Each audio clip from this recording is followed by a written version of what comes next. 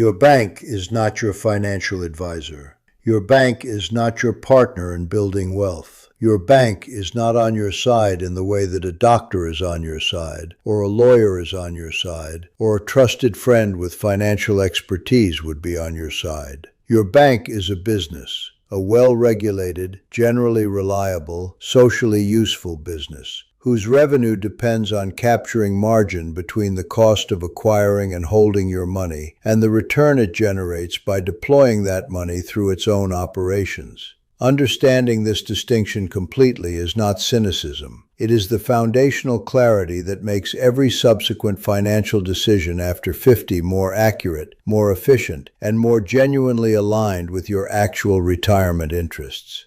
My name is William Grant, and the revelation I want to unfold today is about a specific kind of trust that is costing people over 50 enormous amounts of money. Not through fraud, not through negligence, not through any identifiable single decision, but through the accumulated and invisible tax that loyalty to a single financial institution imposes on a financial life over decades.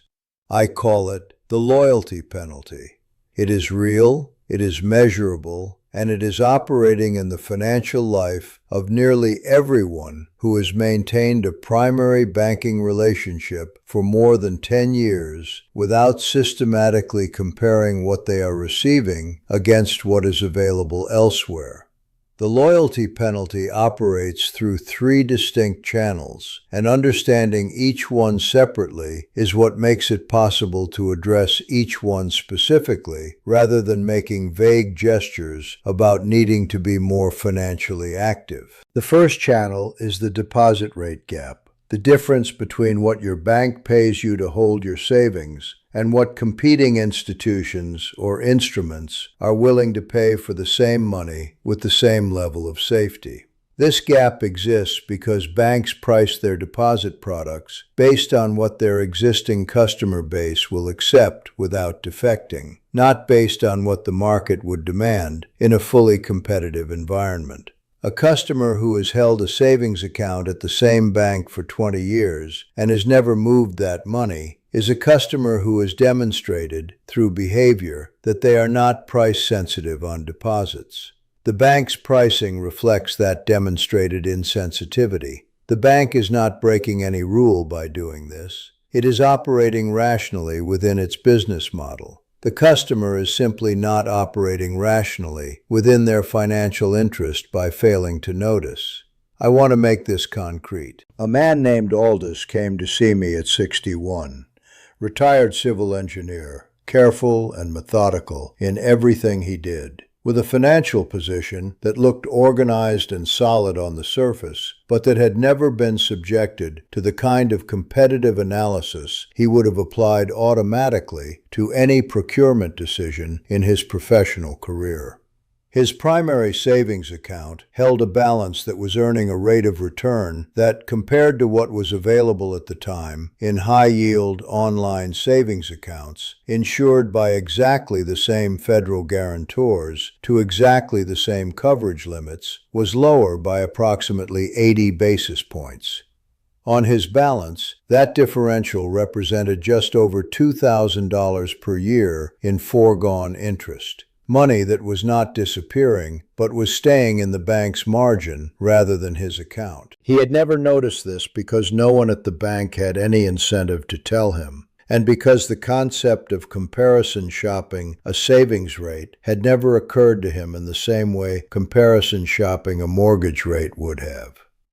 The second channel of the loyalty penalty is product cost. The fees embedded in investment products, insurance products, and other financial instruments distributed through the bank's sales infrastructure.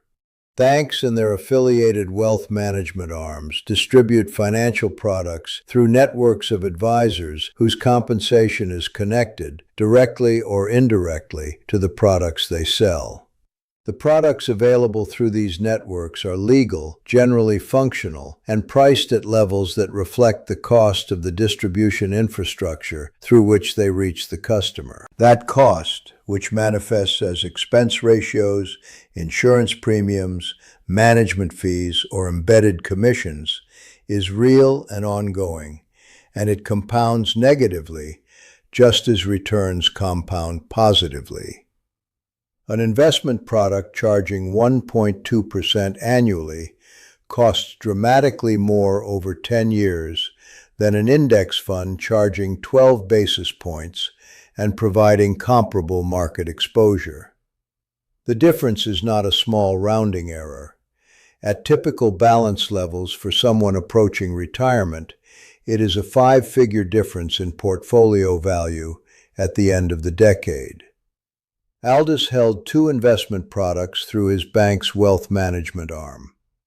When we examined the expense structures of those products against what was available through a low-cost brokerage, offering comparable risk profiles and asset class exposure, the combined fee differential was just over 1% annually. On his invested balance, that differential was costing him approximately $8,000 per year in fees that were generating returns for the distribution infrastructure rather than for his portfolio. The products were not bad products. They were simply expensive products that he had accepted without comparison because the relationship within which they were offered felt like advice rather than sales. The advisor was not dishonest. The system was simply structured so that the advisor's interests and Aldous' interests were not perfectly aligned. And in that misalignment, the ongoing cost fell entirely on Aldous. The third channel is the opportunity cost of financial passivity.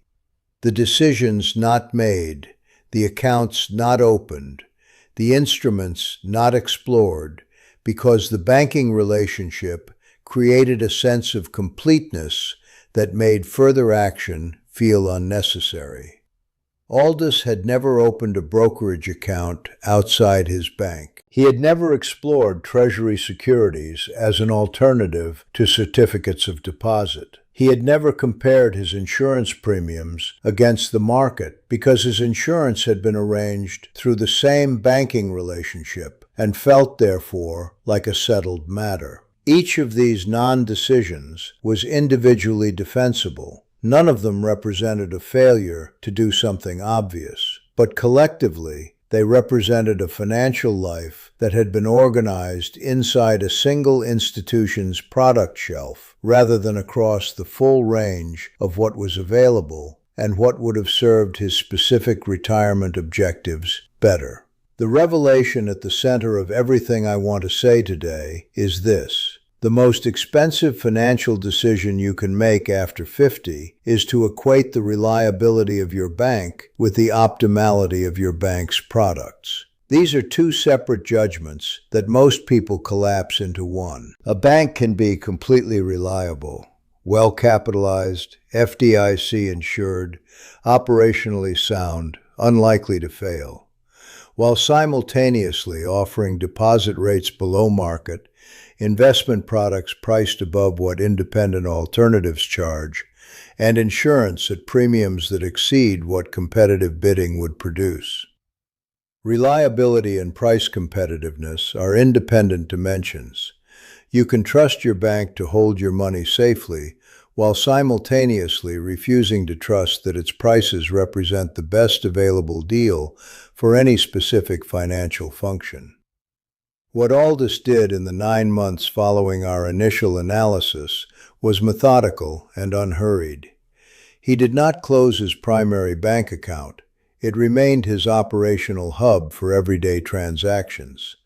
What he did was disaggregate the functions that he had previously bundled inside one institution and allocate each function to the provider that performed it most efficiently for his specific situation. Savings above his operational buffer moved to a high-yield account, offering a rate significantly above what his bank provided. Investment accounts opened at a low-cost brokerage replaced the bank-affiliated products as the investment vehicle for new contributions and, over time, as the home for existing investments as they matured or as surrender periods expired. Insurance was rebid.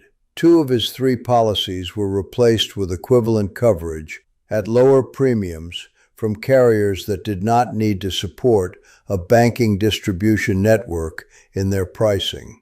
The cumulative annual improvement in Aldis's financial position from these changes, measured as the combination of additional interest earned, fees saved, and insurance premium reduction, was approximately $14,000 per year. Not from any new investment, not from taking on additional risk, not from doing anything that required expertise or market knowledge. From comparison shopping the financial products he had held for years without ever comparing them to alternatives that had been available to him all along.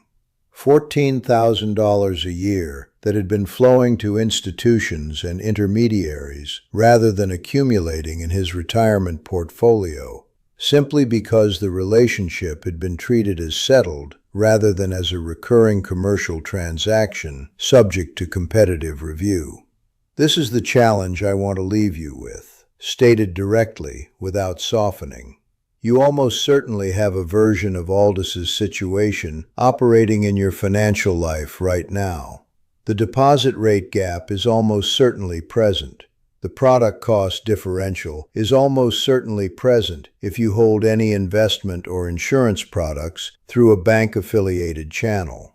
The opportunity cost of financial passivity is almost certainly present in the form of functions you have never compared because the relationship made them feel settled. The question is not whether these costs exist in your financial life. The question is whether you are willing to spend one focused afternoon finding out exactly how large they are in your specific situation, and then deciding, with full information rather than relationship-based comfort, what you want to do about each of them.